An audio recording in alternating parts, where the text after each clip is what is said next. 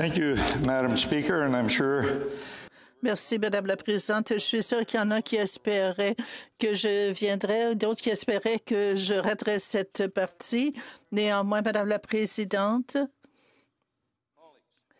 et chers collègues, aujourd'hui, je propose un amendement pour inscrire une véritable protection des droits de conscience dans le cadre de l'aide médicale à mourir. Comme les sénateurs qui ont participé à l'étude en comité le sauront, cette question a été soulevée dans tous les panels et lors de notre deuxième étude la semaine passée. En fait, il était frappant de voir à quel point la question est soulevée et le degré de passion avec lequel les gens abordent la question.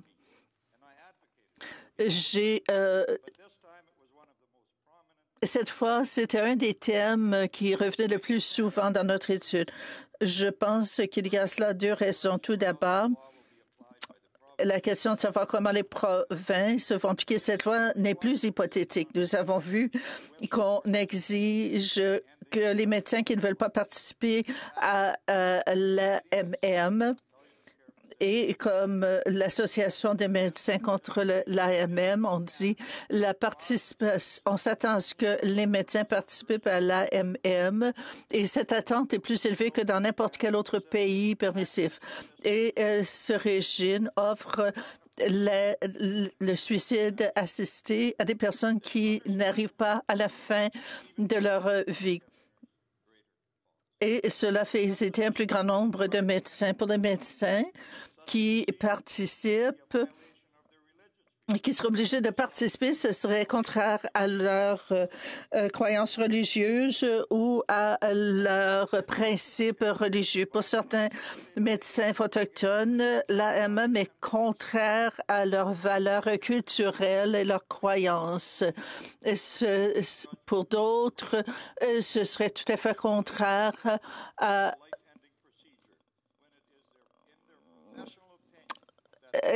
leur principe d'envoyer quelqu'un pour voir l'équipe d'AMM alors qu'il pourrait y avoir d'autres options. Lorsque j'ai posé une question au ministre Lametti sur les droits de conscience, il a mentionné l'article 14, une disposition de C14 en disant que cette disposition existe toujours. Mais nous savons maintenant que cette disposition ne protège aucunement le professionnel de la santé. Et il est vrai qu'aucun médecin au Canada n'est obligé d'administrer la substance létale à un patient.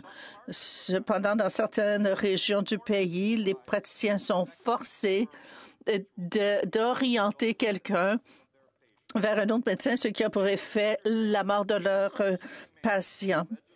Les législateurs et les organismes de réglementation ne semblent pas comprendre ce que veut dire le renvoi à un autre patient. L'association médicale nous a expliqué ces renvois forcés. Il a dit qu'en fait, c'est essentiellement appuyer une procédure qui pose des problèmes moraux à certains médecins.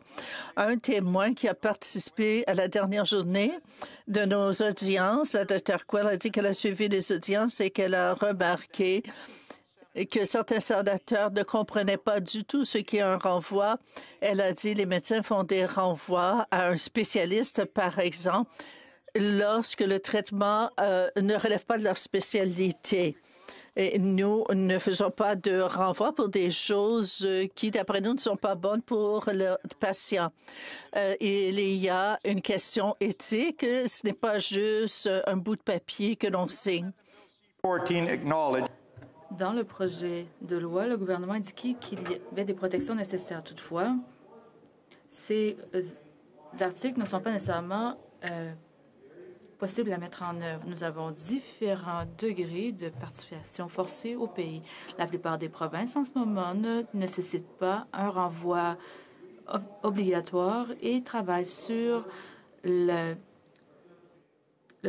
fait de fournir les soins aux patients sans forcer les praticiens. On peut avoir des protections pour la conscience, fournissent un site web, un numéro de téléphone ou des renseignements pour tout mécanisme d'auto-accès à un patient En Alberta, par exemple, les patients ont accès à une équipe de coordination de l'aide médicale à mourir sans avoir besoin d'un renvoi d'un médecin. Au Manitoba, il y a des normes de pratique indiquant les objections qu'un membre qui s'objectionne peut fournir un renvoi à un autre praticien. Les médecins en Colombie-Britannique ont des protections similaires et c'est essentiel. Les collèges provinciaux ont confirmé que dans les provinces où les médecins ont le droit de ne pas fournir l'aide médicale à mourir, mais qu'il y a d'autres mécanismes auxquels les patients ont accès, il n'y a pas de problème. Cela explique pourquoi un centre de soins palliatifs a dû fermer ses portes dans une province où il n'y a pas d'exemption. Cet hôpital indique qu'il s'agit d'un principe qui s'oppose aux soins palliatifs. Le même manque de protection est présent en Ontario, au Québec et à l'île du Prince-Édouard. Concernant les renvois forcés, le Manitoba a des transferts de soins. Toutefois, les médecins ont indiqué que ce renvoi est quand même cela, comme le transfert doit être initié par le médecin qui s'oppose aux soins. Les médecins de l'Ontario demandent des renvois efficaces à leurs patients, même si télésanté peut être utilisée comme point d'accès. L'infrastructure est présente, mais les médecins qui s'opposent sont forcés à quitter la profession ou la province. Les médecins en cette chambre seront familiers avec le concept de la position la plus raisonnable. Lorsqu'un patient est renvoyé référé pour chirurgie, c'est le médecin qui s'occupe de ce patient pendant la procédure. Toutefois, les politiques hospitalières de l'Ontario font des objections conscientes qui sont forcées de faire une référence à certains médecins plutôt que le fournisseur d'aide médicale à mourir, même si c'est en contradiction avec l'éthique de ce médecin. Ce n'est pas une bonne chose. Depuis C14, nous avons des degrés différents de participation forcée et de manque de clarté.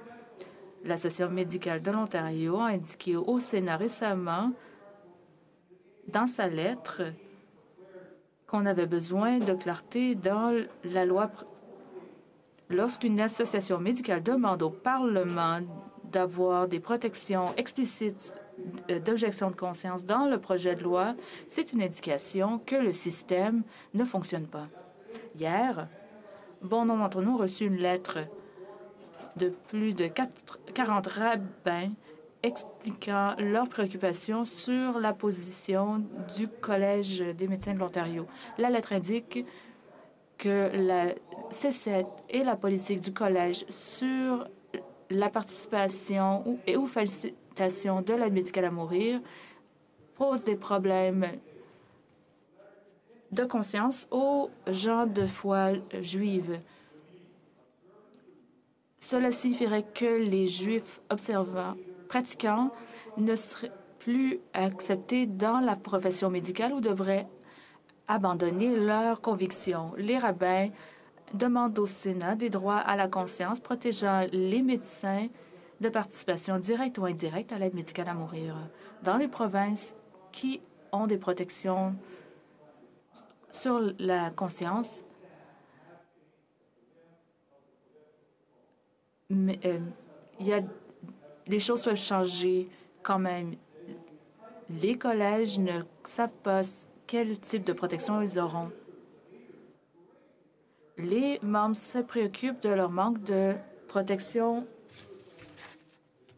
sur la liberté de conscience. Nous tous avons reçu une lettre des leaders autochtones du pays. En raison de notre historique, des conséquences négatives du colonialisme Nous croyons que les gens ne devraient pas être obligés de fournir l'aide médicale à mourir. Peu importe l'opinion sur l'aide médicale à mourir, le droit d'autodétermination et d'agir selon sa conscience est reconnu comme une liberté fondamentale. Toutes ces demandes sont claires. Elles indiquent qu'il n'y a pas suffisamment de protection dans le projet de loi C-14D. Une psychiatre nous a dit, si le statu quo demeure, on pourrait demander à un médecin à agir de façon qui pourrait être nuisible à une personne de façon forcée. Cela pourrait causer des blessures morales aux praticiens. Dans le contexte de ce projet de loi, il s'agit de notre seul outil pour mettre en œuvre une politique qui peut être mise en œuvre. Les amendements criminaliseront toute institution qui force un individu à fournir l'aide médicale à mourir. L'obligation à fournir l'information n'est pas incluse. Cela a pour but d'assurer que les médecins doivent fournir des renseignements sur l'accès à l'aide médicale à mourir. Soyons clairs, les effets seront de forcer les collèges provinciaux à établir des politiques qui s'alignent avec les parlements. Au cours des derniers jours, nous avons vu qu'il n'y a pas de consensus unanime sur les protections ou sur l'autonomie des patients. Et un niveau dans la protection médicale, il y a des différents niveaux de participation. Dans les provinces, certaines provinces, les praticiens sont protégés pour leurs objections de conscience. Les associations provinciales, médicales et autres nous ont demandé d'avoir cette protection claire et uniforme dans une société pluraliste. Il s'agit de la seule approche équilibrée pour aider nos professionnels de la santé. Honorable sénateur, je propose que le projet de loi C7 ne soit pas maintenant lu une troisième fois, mais qu'il soit modifié à la page 7 par adjonction après la ligne 28. Ce qui suit. 1.1. La même loi est modifiée par adjonction après l'article 241.2 de ce qui suit. 241.21 parenthèse 1, le médecin ou infirmier praticien qui fournit des renseignements sur l'aide médicale à mourir à une personne qui est affectée de problèmes de santé graves et irrémédiables sera coupable d'une infraction punissable sur déclaration de culpabilité par la procédure sommaire. 2. Le paragraphe 1 ne s'applique pas si les renseignements sur l'aide médicale à mourir sont fournis à la personne à la demande de celle-ci. Merci, chers collègues.